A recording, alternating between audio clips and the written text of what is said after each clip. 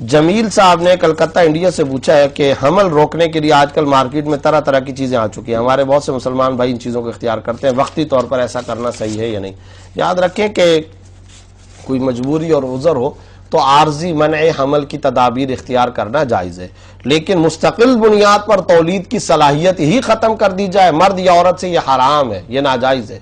اگر عورت کو کوئی عذر ہو، مثال کے طور پر عذر کیا ہے شرعی اعتبار سے سمجھ لینا چاہیے، ماہر طبیب اور ڈاکٹر بتاتے ہیں کہ اگلی ولادت میں عورت کی جان کو خطرہ ہے، یا یہ کہ عورت کو ناقابل برداشت تکلیف ہوتی ہو،